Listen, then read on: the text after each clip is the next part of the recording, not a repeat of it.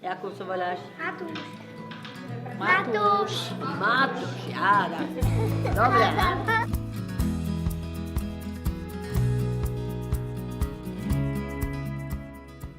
Rešpekt a dôvera. Tieto dve slová sa vyskytujú naozaj v tej drvivej väčšine projektov, ktoré my sme podporili a mali sme to šťastie, že sme mohli podporiť naozaj 29 projektov, skvelých projektov, tých najskvelejších z tých skvelých, ktorí sme dostali a tých sme dostali ešte niekoľkonásobne viac v hodnote až 850 000 eur. With our funding, we can improve on their work and assist them. And I think that is very valuable both for the school but also for us. We like to be part of this positive process of inclusion.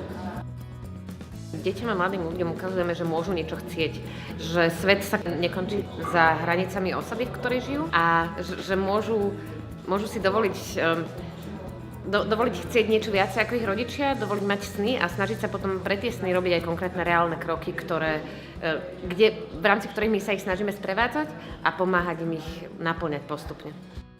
Očakávam, že týmto spôsobom pritiahneme viacej teda detí k tomu vzdelaniu, čo je teda prepotrebné pre ich život. A držím palce týmto ľuďom, čo sa okolo toho pohybujú.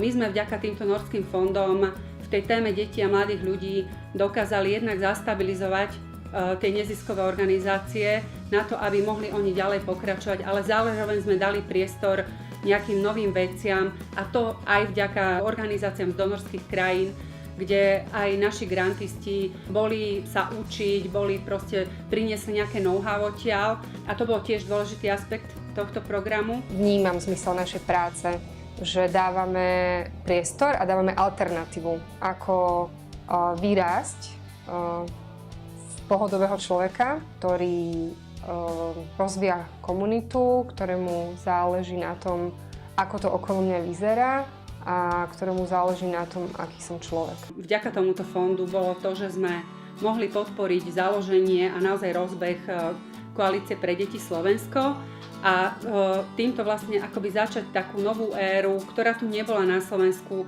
éru advokačných aktivít v oblasti ochrany práv detí tu na Slovensku. Momentálne sme vo veľmi úzkom kontakte s výborom OSN pre práva dieťaťa, pretože sme pripravili doplnkovú správu o stave detských práv na Slovensku za posledné roky, s ktorou sa ďalej pracuje a ja verím, že jej výstupom bude to, že sa tu začne zase nejakým spôsobom meniť nastavenie spoločnosti voči skutočným potrebám detí a mladých ľudí. Formou hier, formou rôznych diskusí ich vedieme k tomu, aby si uvedomili, že vlastne prečo sú tu a aby dokázali žiť taký plnohodnotný a lepší život.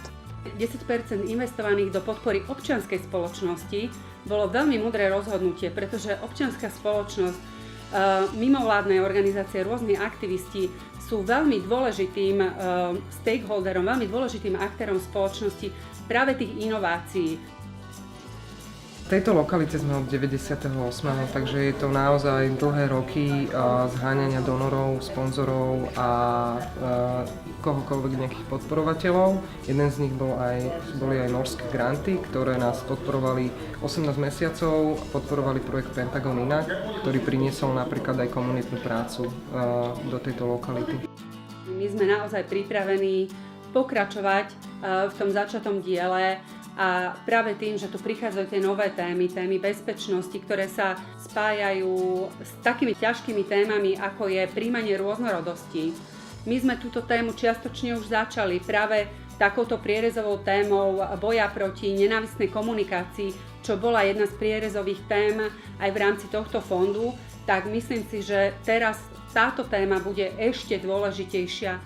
Je dôležité nastaviť tu systém, aby tá inklúzia takých iných detí so špeciálnymi potrebami, detí z rómskych komunít, aby dostali ešte väčší priestor, lebo aj to je tá rôznorodosť, ktorá je veľmi dôležitá práve že pre tú väčšinovú spoločnosť. Potom naozaj vyrastú v tie osobnosti, ktoré dokážu pohnúť tou budúcnosťou, lebo budú mať v sebe tú sebaúctu, sebapoznanie a nebudú mať potrebu potom ponižovať niekoho iného, ale naopak budú v ňom vidieť niečo jedinečné, ktoré môže byť v prospech aj ich samých.